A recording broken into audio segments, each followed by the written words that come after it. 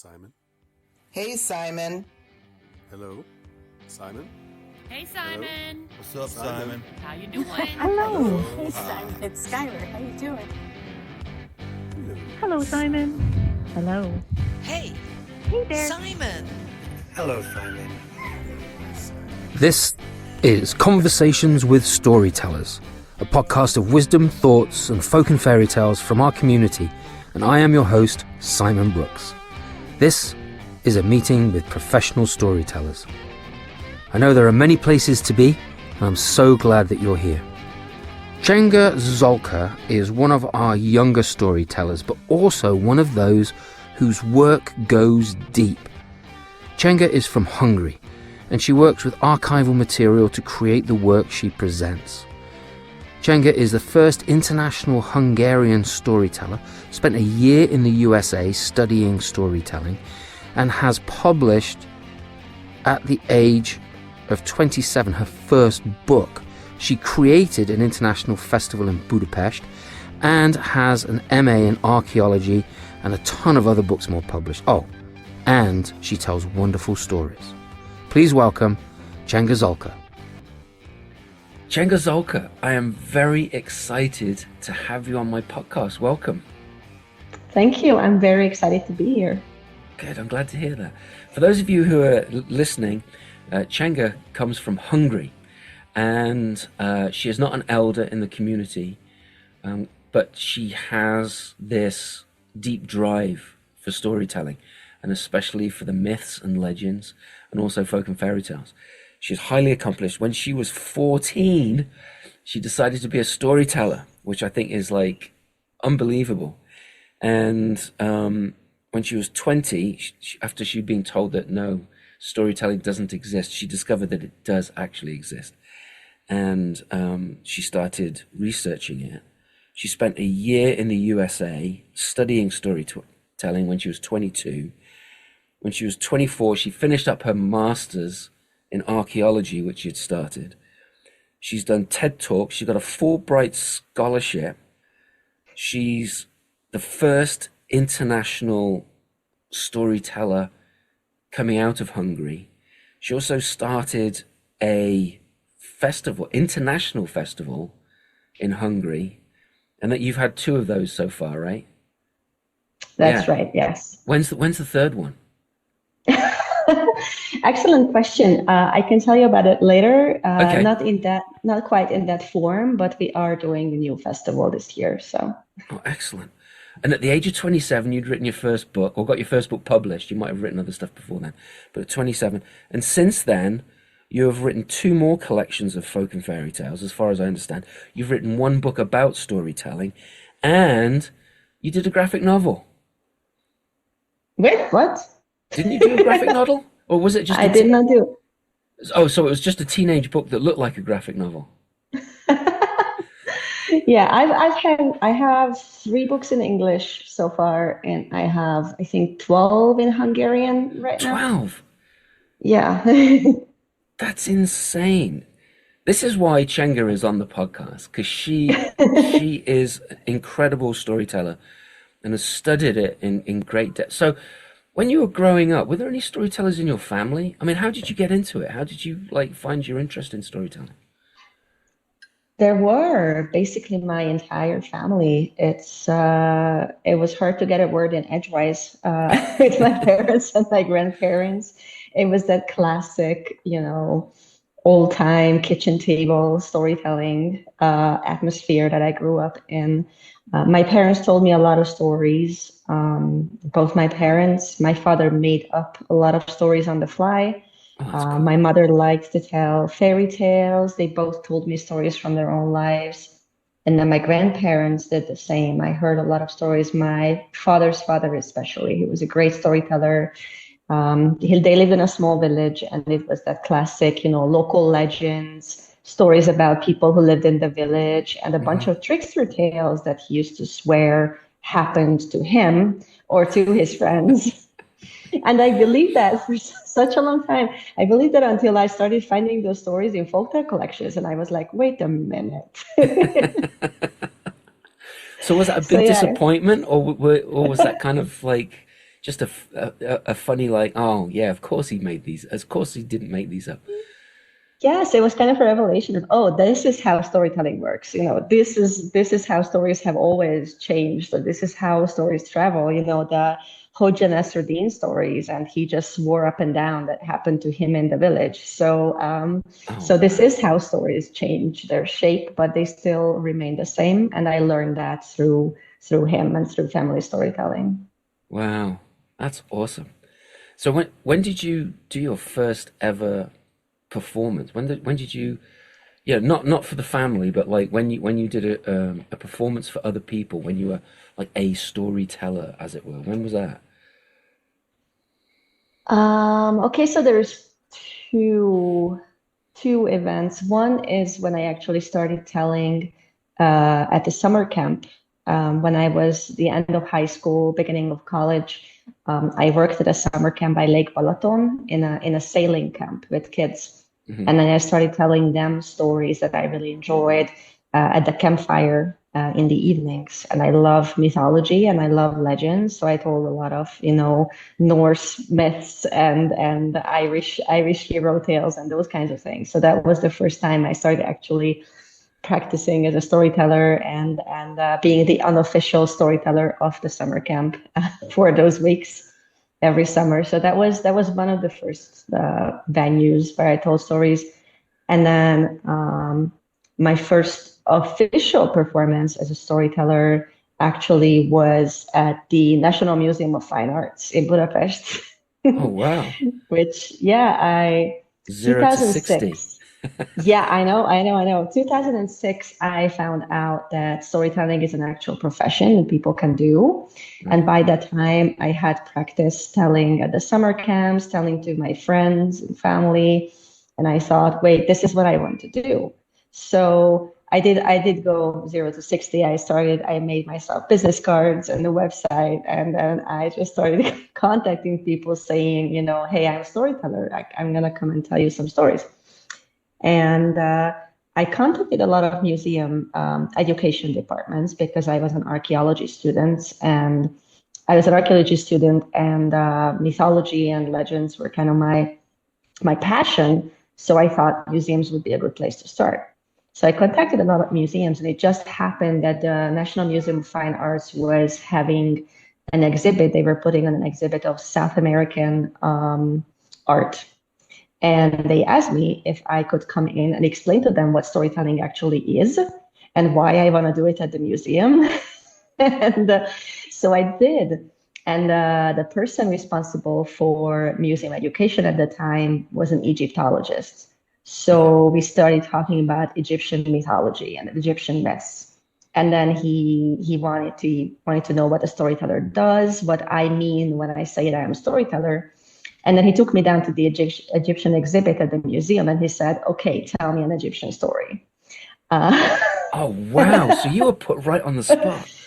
Yeah, and I did. And, the Ready to Tell Tales collections. Yeah. The books, I had those at the time.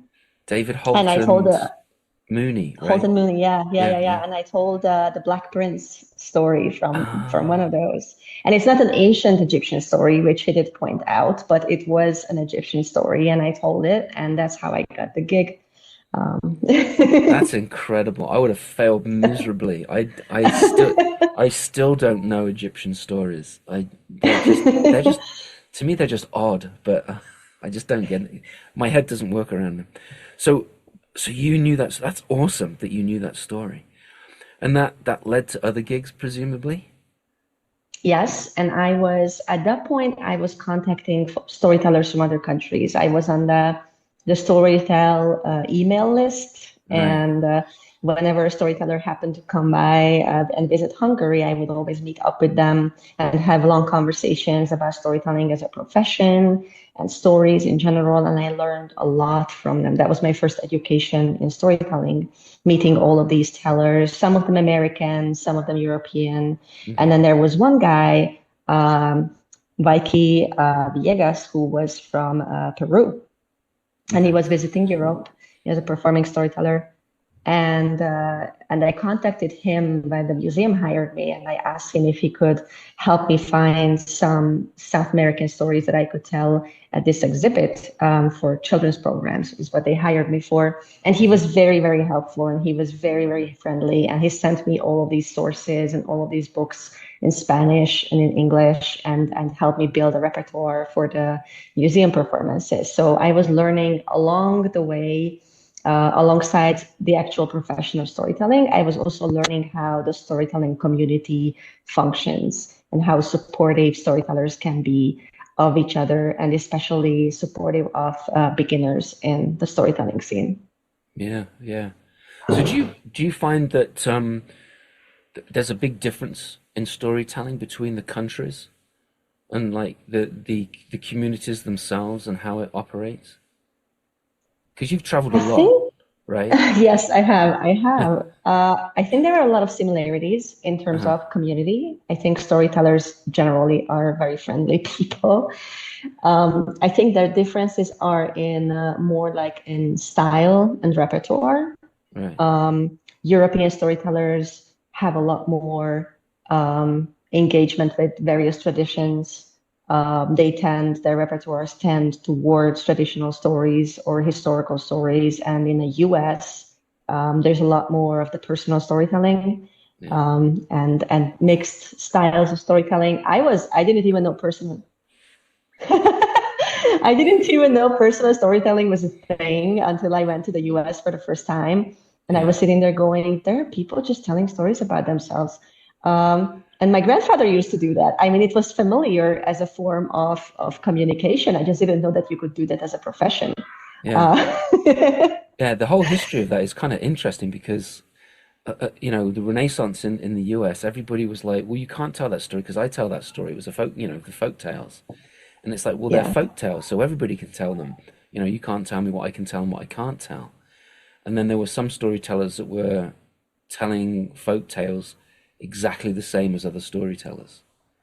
And you could tell that they had like stolen the style, the words, everything, And so people started telling personal narrative stories so that people couldn't tell those. That's my life, you can't tell that story.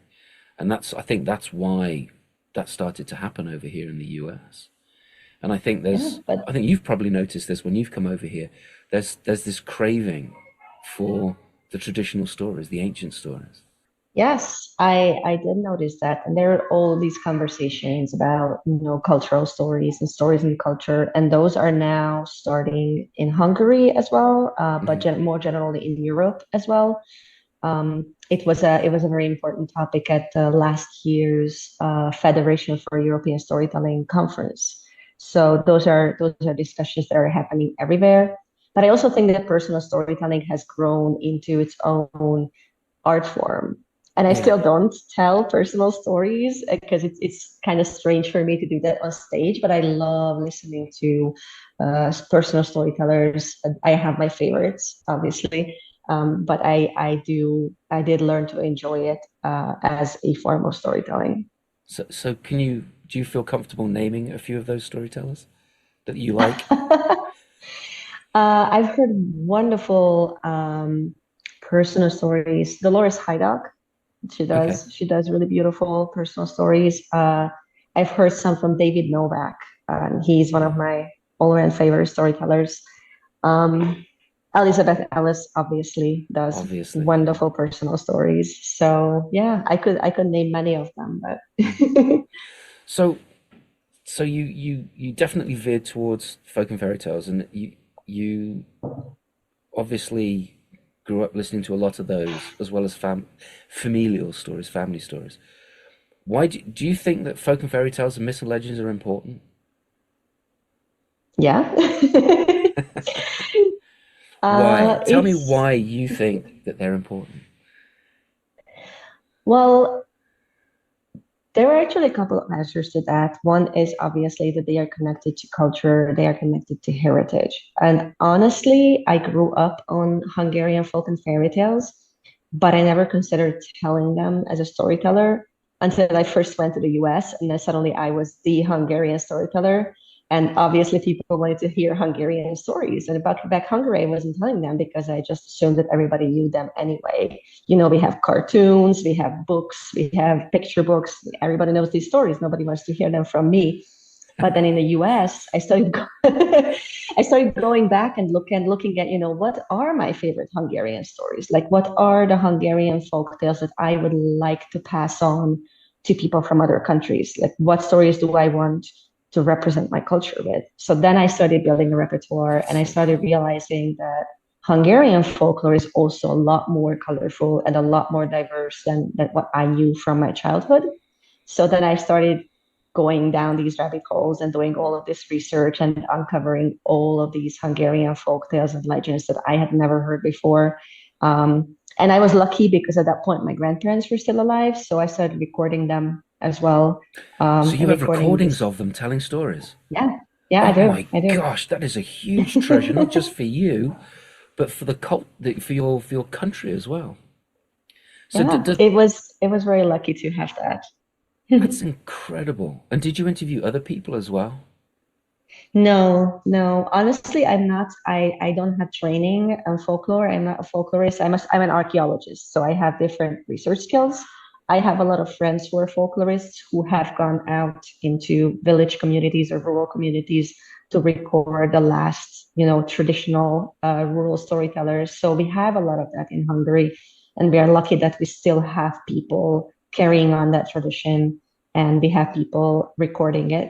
But I haven't done field work with other people, just within my own Okay, family. right.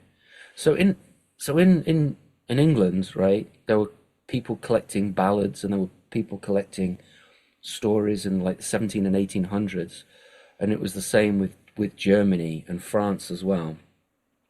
So in Hungary, were people collecting stories back then, or were they still within the communities? When did people start writing the Hungarian stories down? Early 1800s, So it was the not 1800s. not Okay. long after the Grimms. Yes, yes. Yeah. Okay. The first collection of Hungarian folk tales was first published in German, Oh, because okay. Gál György, who was the collector, didn't publish it in Hungarian at first, and allegedly, it is kind of hard to track down, but he collected these first folk and fairy tales from soldiers who were serving in the Royal Army in Vienna. So Oh, they were wow. Hungarian soldiers, but they were serving in Vienna, and then they were telling stories in the evenings after curfew. So they are very long, elaborate fairy tales with a lot of adult themes in here and there in there. It's a wonderful collection. It since has been published in Hungarian as well, and I tell some of those stories, and I've also included some of them in my books. So I worked with that material, but that was the first collection that we have.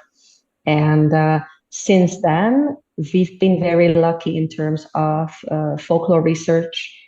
We have thousands of folk tales recorded and archived, and it has been very, very popular since the 1800s to do that for historical reasons, because Hungary has gone through so much turmoil in its history. It was also a form of preserving language, preserving culture, Yeah. preserving tradition.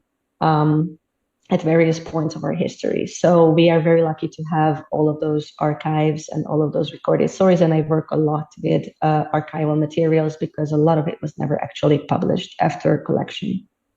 That's what I wondered, because when you brought out what is it, dancing on knife blades or something like that?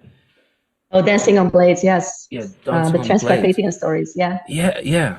Because I was wondering about that, and a lot of European countries were just trounced on, like invaded and changed, and borders and all the rest of it. So it isn't, keeping these stories alive is like huge. And I don't think people understand that I mean, the general public, I don't think understand that. I think you and I as storytellers do, and folklorists obviously do. But it's so important to keep these stories alive because they do represent the culture. And it's not just a time capsule.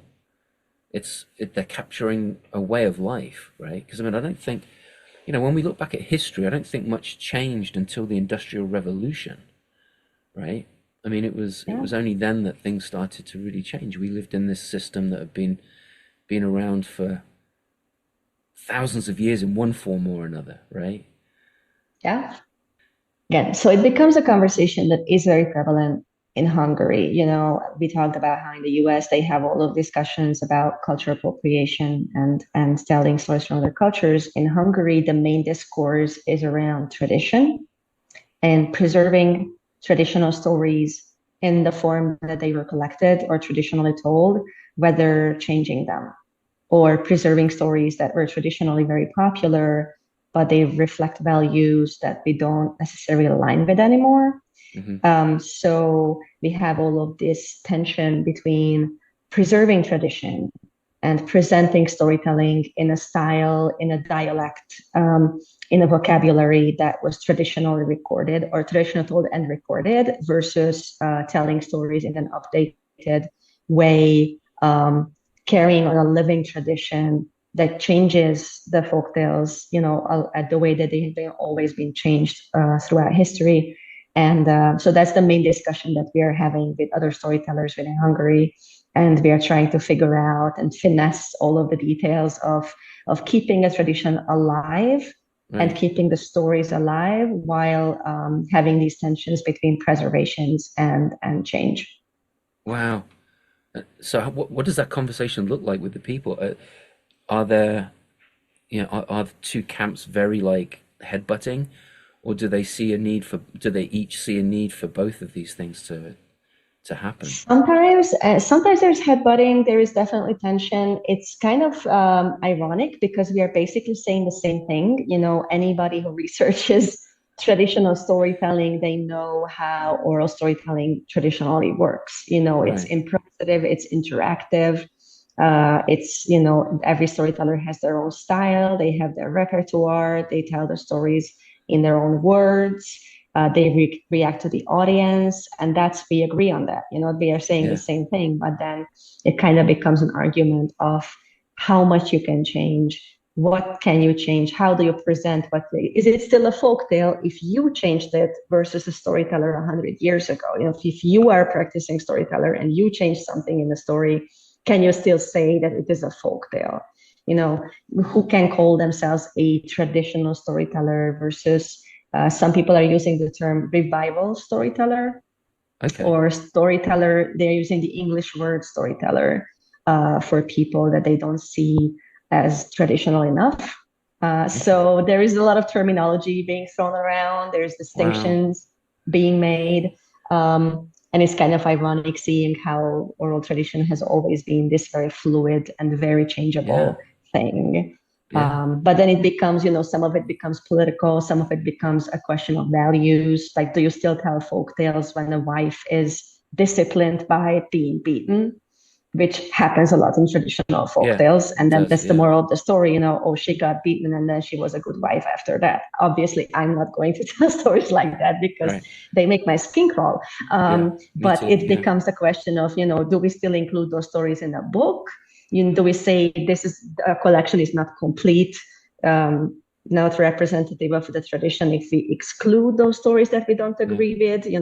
What is our goal with the publication? So it becomes a question of values. That's a huge topic as well. That's a hard topic. Mm-hmm. It is. It's very much is. And in Hungary right now, it's also seriously politicized. So of course, there's an added layer to that. Yeah, but don't you think storytelling has always been political in some form or another? Yes, absolutely. Yeah. I mean, stories, as I said, stories have always carried the values of the community, or at least the values of the storyteller who was telling them.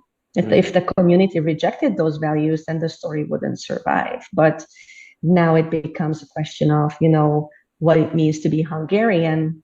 What are our Hungarian values? What are our stories, and all of those very, very deep conversations that take a lot of time and they come with a lot of emotions.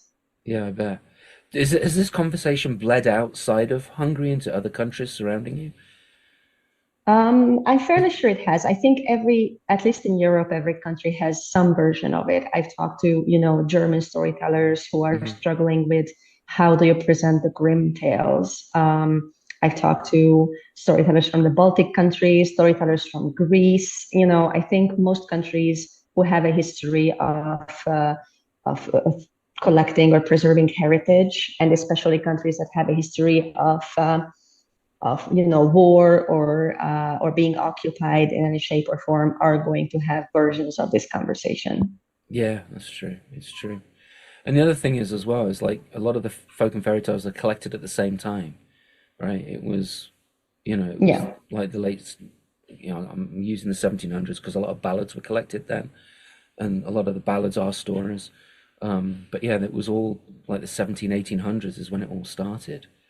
And so there's the type of culture that we had then is then reflected in the stories because the people that wrote them down, a lot of them being male, right? Yes. They're making executive decisions on how to translate that story and which stories to translate and to share with the public, which is, and some of it is just the way the world has changed around us. Hungary. Okay, so for example, Hungarian folklore has a lot of stories where the Turks are the villains because we were occupied by the Ottoman Empire for like 150 years. So we have a lot of legends, a lot of folk tales where the Turks are the bad guys.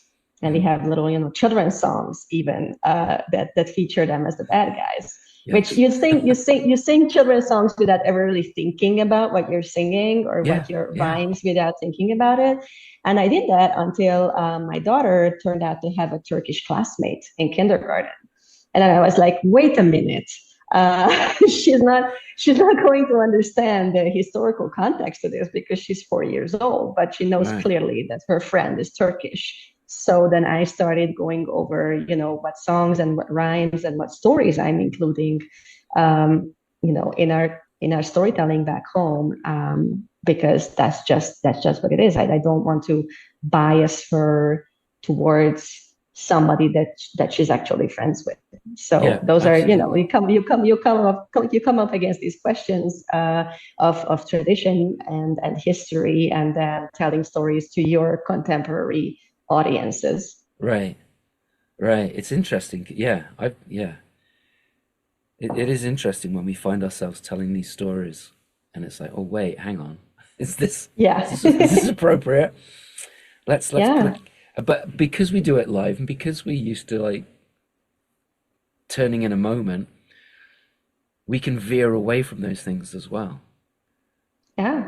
And sometimes I do believe some stories are just they don't serve us anymore. There are stories that have moments when you think, okay, I'm definitely going to change this. But there are also stories where the entire point of the story is just unsalvageable. And there are a few of those. And, the wife-beating ones in particular. The wife-beating ones in particular. And Hungary has this tradition of folktale telling contests for children. Mm-hmm. Where they learn the text actual word for word and then they recite it and then, they get points and they get prizes. But it's usually the teachers who are selecting the stories. Mm-hmm. And I cannot tell you how many times I hear, 7 or 8 year old kids telling the wife-beating folktale. And every time I really want to just pull the teacher aside and ask them, what gives? Like, did you actually comprehend the story that you had the child learn and recite as a funny story? Because it's usually presented as a funny folktale. And did you just hear what she said? And she's 8 years old. And it makes me so angry every time. Maybe you should have those conversations. Yeah, I usually tend to, and then they never invite me back as a judge. The double-edged sword of wisdom. Yep. Oh my gosh. So this is a question that I always ask people: how do you choose the stories that you tell? And it sounds like you've made conscious decisions when you've realized that there's, oh, hang on, I can't tell this story anymore. So what's your process when you first say, I need some more stories for my repertoire? What do you do? Honestly, I am very picky in a way that I only tell stories that I really, really enjoy. So, I go through an entire book of folktales and maybe there is one story in there I say, oh, this is awesome. Like this, I definitely have to tell this one. And, the story that sticks with me is the one that I'm going to work with. So even when I am selecting stories for a theme, if I have a gig that has recommended theme, I will still go through and just try to find stories that I actually fall in love with, rather than, oh, this is going to fit the theme best. I don't usually tell a story just because it fits. So it takes a lot of really combing hard. through. It is. It is. It takes a lot of combing through a lot of stories. So I have a routine of regularly reading every day and just working my way through folktale collections so that I can note stories that I might want to tell later on. That's awesome. So you have lots of post-it notes in your books? Yes, I have. Well, I mostly use my blog, honestly, because I usually write blog posts about books that I've read, and I mark or I note the stories that I enjoyed the most, and I use my own blog as kind of an archive when I go back and I can look, oh, wait, yes, I really liked that one. That's yeah, and I smart. make notes. I make notes as I go along. And your blog is the multicolored diary for anyone who wants to find it. It's absolutely fascinating. And there are Thank you. so many resources in there for anyone, for like a storyteller or for a teacher, anyone that's interested in folk and fairy tales. It's an amazing collection of stories and wisdom. I love it. It's absolutely brilliant. And it's a blog spot, right? Is that what they Yes. call? Yeah, Yes. it's blog spot. And it's called, I'll give that title again, the Multicolored Diary, which actually brings me around to another question that I want to ask you. You're also known as the multicolored lady. So where did this multicolored thing come from? Well, I really love dressing colorfully, and I've always, not so much recently, but when I was starting out as a storyteller, I always had these like stage outfits. This is the early 2000s, okay? So I was learning from storytelling materials from the 90s, and I thought that the storyteller should have this stage persona that you perform with. And I really like colors, and I like colorful stories, and I'm a very visual person, so I kind of stuck. I don't much use it anymore. I still love dressing up in colorful clothes, but it's just how it started at the time. That's awesome. Yeah, I've seen pictures of you. When we first met, there were a lot of pictures of you in very brightly, sparkly, colored outfits and everything, which I thought was absolutely wonderful. So, like veering back to your process. So you find that story. What do you do when you found the story that you've fallen in love with? I do a lot of research. I really like going down rabbit holes. I like finding versions of the same story. I like tracking down, variants of the same folktale type. I like finding the earliest text. So for example, if I find a book, find a picture book with a folktale that I really enjoy, I try to find what the source was, what the collected text looked like. I have gone really far for folktale texts or, original collections. Like try to go as far as I can until I find a text that was collected from the oral tradition. But I also like to compare different versions, different retellings, and just find the version of the story that I would like to tell. When I work with Hungarian folktales, that's a bit easier because that's my own, that's my own culture, that's my own tradition. I have the most resources in that. So if I find a Hungarian folk that I really enjoy, I go and look at other version of it, and I take some of the smaller pieces, some of the motifs used to flesh out that folktale type, and then I pick the ones that I enjoy the most. It exists in other cultures as well. The brothers who were turned into birds, the seven swans or seven ravens or whatever else the story as. I read a dozen Hungarian versions of that when I was working on my folktale collection, and it's it was A a dozen different kinds of Hungarian birds. variants. Oh yeah. Wow. Oh yeah. And then you're A looking lot at of other them. variants as well. Yeah. Wow. Yeah. And That's so again, cool. we're lucky we have our own folktale index. We have our own version of the folktale type index, and it's very traceable in Hungarian. And each version had a different kind of bird. So I went through all of the versions, and I was like, oh, there is one when they are cranes, which I think is beautiful. Ooh, Cranes are beautiful yeah. birds. So that was the version that I started working on. And I took little pieces of the other versions and incorporated them in the version that I tell. So I usually do bits and pieces from related variations of the folktale to flesh it out. So you write all that out in paper form, as it were, in written form.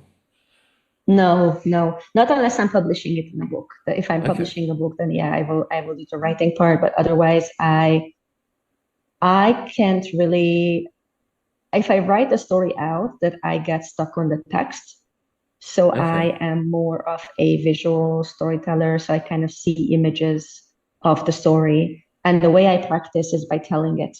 And I have to have an audience. I can't tell in front of the mirror. I can't tell to myself. Like Yeah. I have to have at least one person of a captive audience. It's usually my husband, bless him. But I have to tell it to a person to start fleshing out the story. I can't do it in writing the first time around. So you read all these different variants, and you Yeah, have them in your head, yeah, and you're imagining everything, presumably like a movie or a TV show or something, or a yeah, cartoon, whatever, right? You see the story yeah. in your head. And then from that, you go and tell it to an audience, maybe of only Yes. one person. Practice Wow, audience. Yeah, that's awesome. And how long does it take you to get a story up to the point where you feel comfortable telling it in front of an audience at a library or a school or a paid audience? I am very comfortable doing it fairly fast. Mhm. I know that each audience it helps change the story or polish the story, but I don't usually practice a lot. I have my version of speedrunning a folktale, which is I go to the high school where my mother works. She's an English teacher. Okay. And I go in for a day and I visit all of her classes and I tell the same story, to 6 or 7 different classes. And by the end of the day, I have a pretty good idea of what the story should look like. Oh, I bet you do. That's a really good way of doing it. I might have to try doing That's the that in a speed run. local. That's the speed run version of it. That's awesome. And how much? So when you're doing that, how much does it change in during that day? Does it change a lot? It tends to. Sometimes it's just the details, the pacing, Oh, this is funny. Accidentally say something and it turns out to be funny, and then I keep that. It's high schoolers, they are a tough audience. So if they are laughing, that's definitely worth keeping. But it's sometimes I don't notice. That's the other thing people very often ask me if I write my own stories, and I really don't. I mostly work with traditional stories, but it has happened to me that I went back to look at the text of a story that I've been telling for a long time, and it had nothing to do with the version that I'm telling now. Yeah, that's So happened to it me too. Yeah. changes without you noticing it after a while. Yeah, it's interesting because I was reading a book about African folk tales, and there was this huge introduction where they talked about the different storytellers that they collected these stories from, and they interviewed this one storyteller who said, "Oh, I learned it from such and such a person. I tell it exactly the same as they do." And so they went and visited this now elder who was telling the story, and it was completely different. Yep. and I've also read Duncan Williamson's stories that have been published at various times, right? And you can read the same story and they're so different. And yes. yet, it's like every telling is like different. And that makes It sense is. because the people that we're telling the stories to, they want something different, Yeah. right? I try to pinpoint the part where I don't really claim it's a folktale anymore. And I have one of the books that I published is my own stories, quote unquote, my own stories. And they all started out as folktales, but then I changed them so much. And I yeah, so it's I call them inspired by a folktale, but I don't, like Hollywood, but I don't inspired by a true story.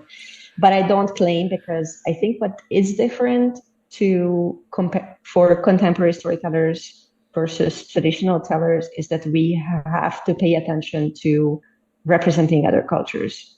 You Yeah. know, my grandfather might have told Nasruddin stories, but he never claimed that these were Turkish folktales, you know, or whatever stories he told, they were his stories. But if I say this is a Scottish folktale, then it has to be close enough that it is still representing that folktale and that tradition.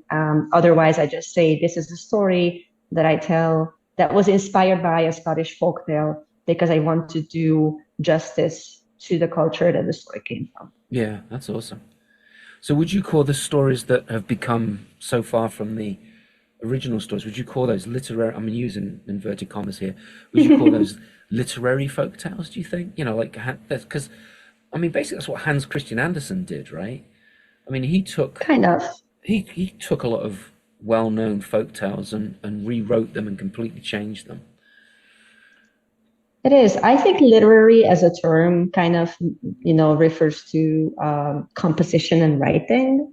So, but yes, they are original Yeah, stories is maybe what I that's a would better way call of them. putting it. Like Yeah, original fairy tales or signature stories. You know, American storytellers like to use that term. It's a signature story of a storyteller that you okay, yeah, recognize. Oh, this is so and so's famous story. So yeah, that's original is probably what I would use rather than literary. yeah, that's cool. I like that. Have you put any of those in books that are in English? No, not in English. No, I have a Hungarian book that is all my original stories, but not in English. So, so of all the books that you've done, I know that two of them have been translated into English, which is wonderful. Which is the the Dances on Blades and the superhero stories. Yeah, the Tales of Superhuman. Superhuman Powers. Yes, Yeah, yes, Tales of yes, that Superhuman. one. Yeah, which both are really good books. Are there any plans to Thank you. change any of your other books, or not change them, but translate them into English at some point? Yes, yes, I would love Huzzah! to. I I have I've talked to some English language publishers. Um, we will see how that goes, but I have a book that I published in 2018, which is a Hungarian folktale collection. It was published in Hungarian, obviously, and it started out being titled Feminist Hungarian Folktales. Hmm. Uh, but then the F word was a bit too strong for most publishers. So again, talking about being politicized. So Yeah. it came out as traditional Hungarian folk tales for contemporary children, but it is a collection of Hungarian folk tales that I considered feminist in terms of having a positive role model, a woman hero, protagonist, you know, clever women, smart women, but also men and women working together, you know, men who are respectful to women. So a lot of traditional stories that I thought carried those values and messages that are still very important today. Yeah. So that's a collection that came out in 2018, and it became quite popular in Hungary Hmm. because of those messages and because of those selections, and also because I used a lot of archival materials. So a lot of the stories were not actually available before in Hungarian either. Oh They were wow. stories that most Hungarians didn't know, or versions of stories that most Hungarians didn't know, and that was really fun to get that feedback, to hear that people were discovering new parts of the Hungarian storytelling tradition. That's So I would awesome. love to publish that in English as well. Yeah. So are you a bit of a rock star, as it were? Are you famous as a as No. famous as a storyteller can be in Hungary? Yeah, sort of. Yeah. It's not famous, but maybe known as a storyteller or Yeah. a writer of folktale collections at this point. Yeah. That's pretty awesome because you're not old at all. You're still a youngster, which is I think that's brilliant. I love that. I love that. So why do you think? So actually, I'm going to change that question. You like telling full-on myths, and if I remember correctly, at one point you were doing a series of myth stories, weren't you? when you're doing a Yes. venue of myth stores. Could you tell us a little bit? Oh about yes, we still have that. We still have that. Yes, it's called Okay. Myth Off. Yes, it's not my idea. It was Claire Murphy's idea originally. Okay. She came up with that at one of the Fest conferences. I think it was 2009, and then we had one with a couple of Scandinavian storytellers, and then I loved the idea so much that I suggested that we could do a Myth Off in the US as well when I was studying at ETSU. And then we did some at ETSU for the storytelling program. And then when I came back to Hungary, we started doing Myth Off in Hungary as well. And it has been going strong for the past 10 years. So it is a series of events where we tell myths in spoken word to adult audiences. And it's usually takes place in a pub or in a cafe or some place where people can socialize and eat and drink and talk and discuss the stories.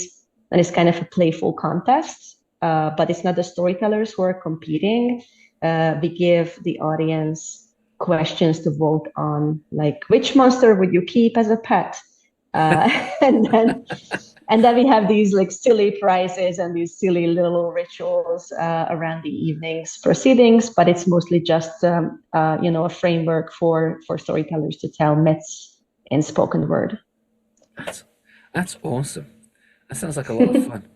So it's a lot of fun. Yeah, and you go to those still, I presume, or is your child taking up too much time? Yes, I do. Excellent. I love that.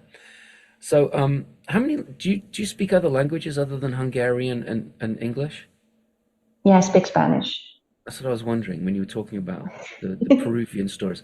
So, did you learn Spanish to learn those Peruvian stories? No, that was my second language in high school. Okay. In the Hungarian system, you have to take a foreign language from first grade. So, like right off the start, you have a foreign language. Usually, it's either English or German. Right. And then in high school, you take a second foreign language, and mine was Spanish because my mother also teaches English and Spanish. Oh, okay. So you could speak. Yeah, that makes it easy to learn because you got another Spanish speaker in the house, right? Yes, and we had a lot of books and a lot of tapes and movies that we watched together. So it was less like my mother sat down with me and made me do my homework, but it was more like singing in Spanish or listening to music in Spanish and English and watching movies together. That's awesome. I like that. Do you have any favorite stories that you just? I mean, and I know this is a silly question, right? Because people ask me, "Do you have a favorite story?" And I'm like, "Well, it depends on what I'm feeling like, But are there stories that are so like deep within you? So for me, for example, like I'll have favorite stories, but I won't tell them that often because I want them to stay favorite stories because they mean something to me on a deeper level. Do you have any of those? Yeah, I do. For me, I kind of explain it as a bookshelf. So you have the top shelf stories. Those are your favorite, favorites. I like that. It's not one. I don't have one favorite story, but I have stories that are definitely on the top shelf that I've loved for a long time, and stories that have accompanied me for a long time. Do you want to share some of those with us? So when I was 14 and I first decided that I wanted to be a storyteller, I actually wanted to be an Irish bard. I did read that. Yeah, it's. Well, you've got the red hair, so that would work. That's not natural, though. Oh. No, it's not. But yeah, when I was a teenager, I loved reading. There were some Hungarian editions of Irish hero tales and legends, and I loved those. Gods and Fighting Men. And Yes. Fionn McCool stories. I had a huge teenage crush on Fionn McCool. So that has been with me ever since. Actually, not Fionn McCool, O'Sheen more than Fionn, but the entire group of heroes and the entire original Avengers style team of heroes. That's a really good analogy. Yeah, it is just a world that I love returning to. There is so much published of Irish mythology and Irish legends. And whenever a new book comes out, Daniel Ellison has recently published some really amazing Scottish and Irish legend and myth collections. So what was the name? Daniel Ellison? Daniel Ellison. He's a Scottish storyteller. And he did Scottish myths and legends. And then he did an entire book of Fianna stories. And his style is just, I've told with him when I was in Scotland, but his books are amazing. So sometimes a new book comes along and I return to that world of Fionn McCool stories, and it's just like going back home. It's very familiar, and I still love it very much. So those are some of my favorites. That's awesome. And and it was such a, I spent, I don't know, 20 years maybe loving those stories before I first went to Ireland. And then, these are Irish legends. You go to Ireland and there are the exact places, the exact hills, the exact rivers, the exact, that feature in the stories. And being there for the first time, how often do you get to walk into your favorite story, like the actual place where your favorite story takes place? And that was magical when I first visited Ireland. But surely you did that with some of the Hungarian stories, didn't you? I mean, aren't some of those Hungarian stories set in places? Yes. When I was little and I was growing up, I loved castle legends, which I think might be a very European genre of story. But basically every ruined castle around has its own legend or legends. And there are books on castle legends from Hungary specifically. And we traveled a lot with my parents, and we would visit all of these castles, and then I would read the stories that were attached to them. And my father loved to tell some of these stories to me. So yeah, whenever you visit a place like that and you have the story attached to it, I think that is always a very special experience. Yeah. So is Hungary very much like Wales, where they say about Wales that the sheep outnumber the castles, which outnumber the people that live there. So do the castles outnumber the number of people that live in Hungary almost? Yeah. Although a lot of the castles were attached to Hungarian history for historical reasons are now in Slovakia and Austria and Romania. Historically, they belong to Greater Hungary, but I really like traveling, to all of these places and seeing, the stories that we have from our history, but then also seeing all the other folklore surrounding these places from the other cultures that are surrounding them. So that must be really interesting to find those stories. Mm-hmm. It must add a completely new dimension to the place. It is.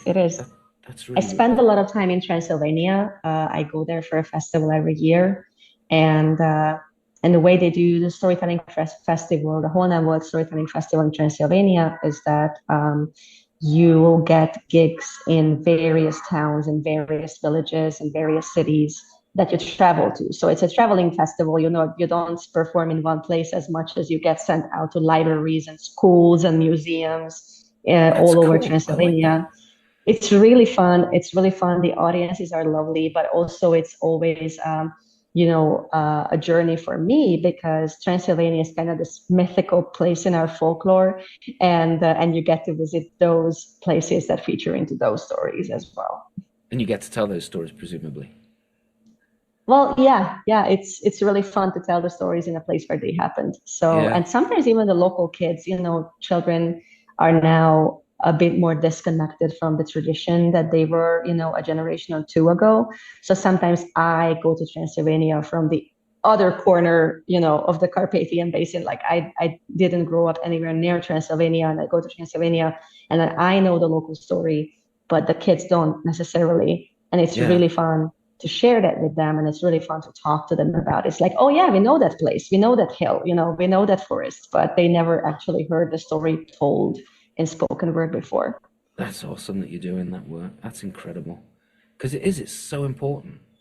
And I think it's true. I think that there's a lot of disconnect with, we've had the big this when I say we, I'm using like the big general we, is we've had this renaissance in storytelling over the last 40 years, right? Starting Mm-hmm. the kind of late 70s, early 80s, right? And Yeah. and it's like we've gone up this, we've raised the awareness of stories, but I feel that we're going through a dip where the young people, and I think a lot of it's to do with devices, the fact that we have all these devices that we can play on now. And I think there's this dip that's happening where people are becoming disassociated from their own cultural stories. Do you think that's true over in Europe? In Hungary in particular? I think in different ways. Some of it is in Hungary still a struggle to convince people that these stories can be told to adults. So very often storytelling is seen as something, this is for children. People are so surprised that I tell stories to teenagers. Even if you can accept that adults can be interested in some form of storytelling, or they come to the mythos, or they listen to mythology, or grown up, like very often they think that they're going to be, body stories or erotic folk tales or something. You say adult storytelling, some people come in with very different expectations. But teenagers kind of disappear in between. So you get invited to tell stories in elementary school, but then after 6th grade, no teacher is going to think, oh, I will invite a storyteller.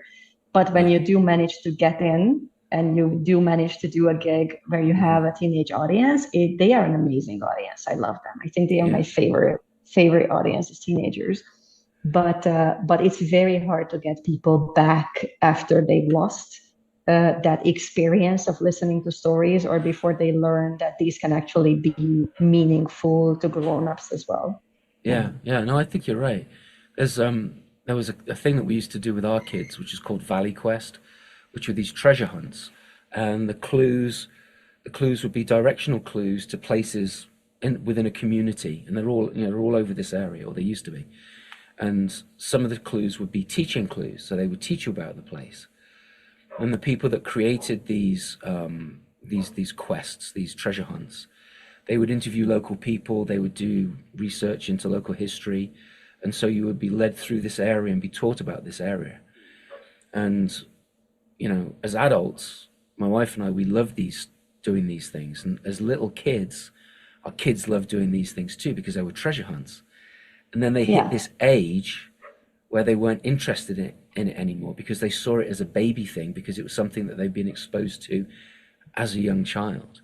And I think that's this leap that we have to try and get in the kids these days. It's like, well, it's not just a kids thing, because if we tell this story, you can't tell this story to little kids. Yeah. But I can tell this story to you because you're ready for it. Yeah. And then you see, and like, you with your teenage audience, they're just like, then they get foaming at the bit, right? Yeah. My favorite is, okay, so I have a story, but it might be a little bit too scary. Yeah. And they won't believe you. Tell that one. That's awesome. Yeah, I do that as well. I don't tell, like, this was for an adult audience, and they were like, those stories weren't scary enough. And for me, it's kind of like, well, I want you to have a good time, right? I want shivers, right? I don't want you going home in tears, being triggered about something that I've shared with you. And I think that a lot of the teenagers are kind of like that. They want more blood, and they want more guts. They want more slasher, but I don't think they realize that can also, if you're doing it well, you could also trigger people and send them down a road you don't want to send them down. It's also, I don't like, horror is not my favorite genre. I never liked scary stories. I was a very anxious child. I absolutely hated jump tales because I was just so nervous all the way through that somebody was going to yell at me.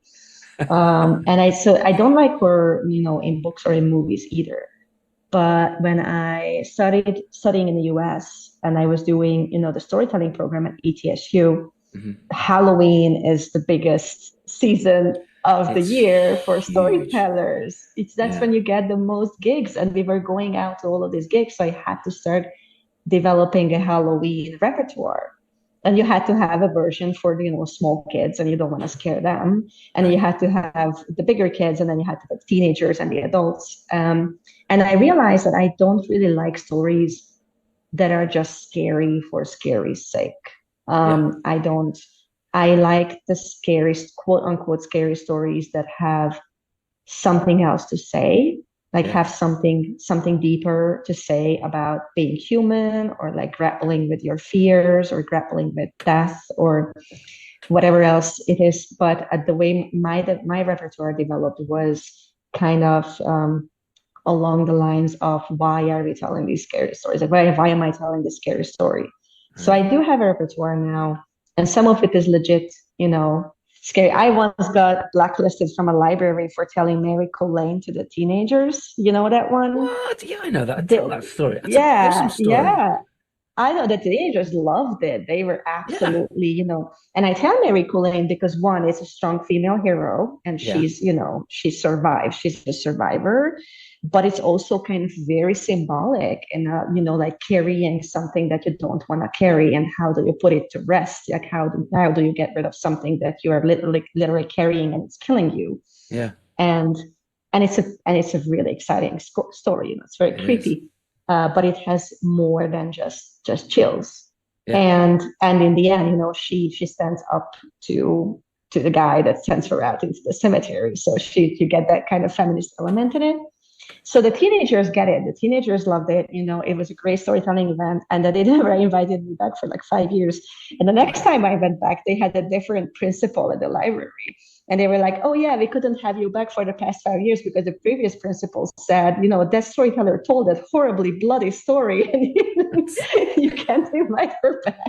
Yeah, that's crazy. Yeah, because these stories one of the things that I tell parents, we had a friend of ours that taught at a Montessori school, and they were like, why do you tell grim fairy tales to your kids? And I was like, well, because they're really good stories to start with. But the main reason is like, I don't tell all of them, right? I choose the ones that I tell to my kids or to other kids. I pick and choose for the audience that's in front of me, right? And you get, when you've done it for a while, you can tell what you can get away with and what's going to set them over the edge, right? Although sometimes, there's a lot of mistakes made at the beginning to find that place out, unfortunately. But I think one of the most important reasons to tell kids scary stories is because you're doing it in a safe environment, right? You're doing it in a place where there's a lot of other adults that, if we're talking about a library or a school, right? You've got people there who are your supporters, which are the teachers or the parents or the care providers, right? If you're doing it in a library, then it's your parents, so they love you. It's in an environment that's safe. And then the kids can, they can talk about it with their parents afterwards, and they're confronted with fear in a safe way, right? And then when they're eventually confronted with fear in a real way, then they're not caught in the light, like deer in the headlights, right? And it's so important, I think, to tell kids scary stories that are appropriate for that age group. And it is, I do feel the responsibility of not triggering anyone. Right. With teenagers or preteens, I ask them if everybody's okay with a scary story. And sometimes there were instances where I could see someone in the back kind of curling in on themselves, or somebody like not reacting to the question well. And because at that point, I haven't told them what the story is going to be, I still have a choice. From a larger set of stories, I still have a choice. Okay, then I'm going to be telling the less scary one because I can see that somebody is not comfortable with this. So I always go into gigs with choices, so that especially with scary stories, to make sure that I am not doing something just because I don't have another story to swap it out for. Yeah, that's the worst feeling, right? I know.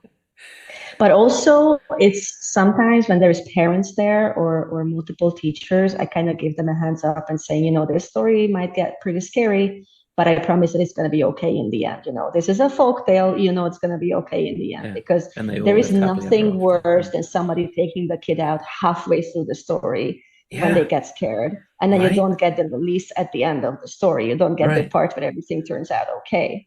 Yeah. I was doing a storytelling like years ago, and this mother came in with her daughter, and there's a bunch of us sitting there, and I've just started the story, and they start listening to it. It gets a little gruesome, and the mother gets up to take the kid away. I'm like, no, you got to hear the end of the story. Wait until the end, because it'll Yeah. resolve. And she's like, no, I've had enough, and they took the kid away. And it's like, oh, they'll be in therapy now. Yeah. Yeah, it is. I work, so the organization that I work for works with children in the foster system, and they come with Wow. their own. Yeah, that's my day job. I tell stories to children in foster homes. So that's a very Kudos to you. specific. That is awesome. That's brilliant. It's really, I'm very, very, very lucky that I found this organization, or they found me rather, when I came back from the US, and it's an amazing place to work. And we do a lot of other stuff with the kids in the foster homes. We have summer camps and mentorship programs and after school and everything. But my part is storytelling program, and I teach volunteer storytellers, and I train them to go into the homes and tell bedtime stories. So that's my day job. But That's such a it's a cool very job. it's a it is. I love it. I'm going tonight. It's That's it's right. It's there are evenings. Yeah, there are evenings every week when I go and tell stories. But because of that, because they come from these very, very difficult backgrounds, and they have been lifted from their families by the child protection services.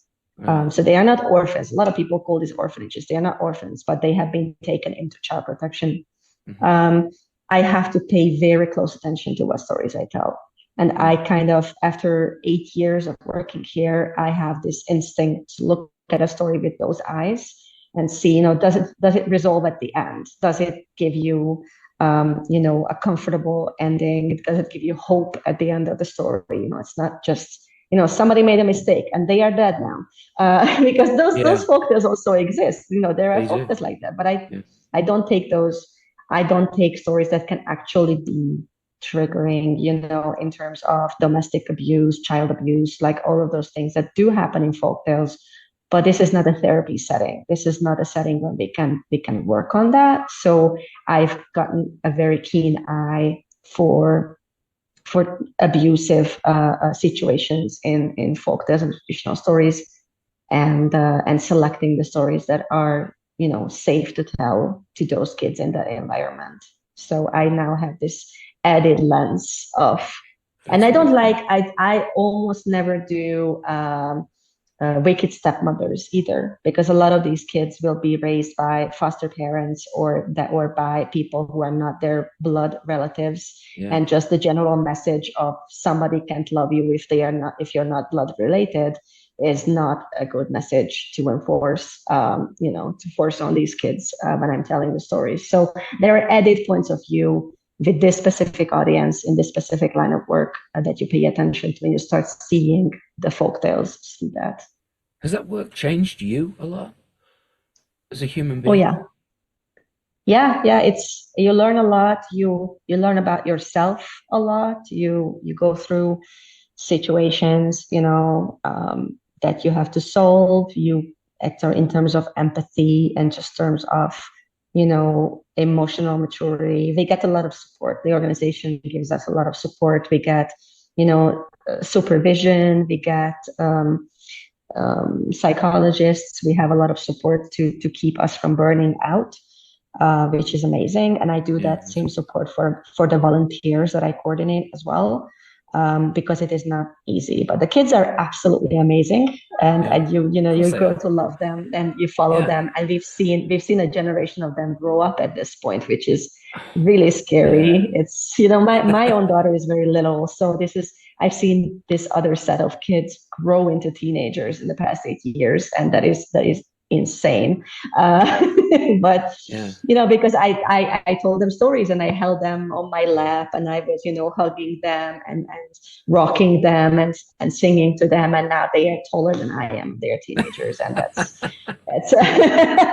That's wonderful. training course for parenting. But Yeah, there you go. It There is. you go. It's an absolutely amazing experience, and it's That's an got to be such a absolutely amazing job. yeah. I imagine it's kind of double-edged sword. It's got to be really filling of your soul, but it's also got to be like incredibly heartbreaking at times. At the same time, yes, Yeah, yeah. absolutely. Yeah. Good for you for doing it. I think that's incredible. And I'm not sure if I envy you that job, but I'm really glad that you're doing it. So I'm gonna wrap up now because we've been going at this for over an hour now, and I don't want to take up too much more of your Okay. time. But you've obviously in your travels you've met an awful lot of storytellers. Are there any Yes. storytellers that you haven't met that you would like to meet, either living or dead? Ooh. Living or dead? Yeah. Um, well, that is easier. I have the Dancing on Blades book, Uh-huh. which is all folk tales from one storyteller who Oh, lived, was born about 150 years, 200 years ago. So I would have definitely loved to meet her. I would have loved to hear her actually tell these stories that were collected from her. So Payukanna is her name. And when I was working on Dancing on Blades, I got really deep into all of the stories that she told and just the imagination that she had, the world inside her mind. That was really beautiful. Um, I'm very sad I didn't meet Duncan Williamson. yeah. Uh, Me I too. would have loved to. Yeah. I would have loved to. Um, I did meet Brother Blue once. Uh, I How would was have loved to that? spend. He was a darling. He was amazing. He was so sweet. It was one of the conferences in New England, and I would have loved to get more time to talk to him. Yeah, he's an Uh, incredible guy. contemporary storytellers. I've met a lot of contemporary storytellers that I really love and adore. Um, Yeah, everybody I can think of I've actually met right now, but I'm sure there are more that I haven't met that I would love if we got to know each other. And I know, right? yeah, Yeah, that's yeah. why I travel. I go to all of these conferences and all of these festivals, and I meet new people and make new friends. That's awesome. That's awesome. And what okay, this is a real off the wall. If you ever listen to my podcast, you'll know that I quite often, usually, mostly always ask this question. What is your favorite breakfast? Where would your favorite place be to eat that breakfast? And who would you like to eat it with? Okay, my favorite breakfast is any kind of like fresh baked goods. Oh, yeah. There is a bakery downhill from the house where my parents lived, like the house where well, we moved in when I was a teenager, but my grandparents' house also had a bakery nearby. So most of the places of my childhood, there was a bakery nearby, and you could smell the bread early in the Oh, morning. what a And good then you could smell. walk over and buy, warm bread or pretzels or buns or whatever, and then have that for breakfast. And those were really, really good breakfasts. So yeah, any baked goods in the morning when they are fresh and warm, that's really good for breakfast. I love family breakfasts. So my husband and my daughter, Uh-huh. she rarely sits still long enough to have an entire meal at this And point. how old is she, you say? She's 5. She's 5. Okay. Yeah, she's 5 years old now. That's awesome. But just family, if I had my wish, then my grandparents would still be there. Mm. My parents, just, family together and doing that kitchen table storytelling that we talked about at the Oh, that beginning would be awesome. That and would be just having those brilliant. conversations. I love that. I love that. What was the third question? Where? Yeah. Where? Imagine at that kitchen table, right? Kitchen table. Yeah. Yes, kitchen Yeah. table. Absolutely. Although sometimes we traveled a lot when I was a kid with my parents. We loved taking summer vacations, just get in the car and do these road trips. And then we would go down to Croatia. That's the closest beach that we have to Hungary. Hungary is landlocked. We don't have a beach, but you can go down to Croatia in a couple of hours. And we would buy, again, fresh baked goods in the morning, and then we would eat them on the beach, which was always yes. really lovely. I lived in Brighton and Eastbourne on the south coast of England. And I've done that before now. Like got a coffee. Those are together. really, really lovely moments. Yeah, they are. The sound of the waves on the shore. That's awesome. Are you coming to America soon? Did I hear that right? No. I'm mostly traveling within Europe at this point. I am planning on going back to the US just to visit because my husband's American. So, and his Did family. you marry a Yank? Yeah. Me too. Well, sort of. He's from Louisiana. Okay.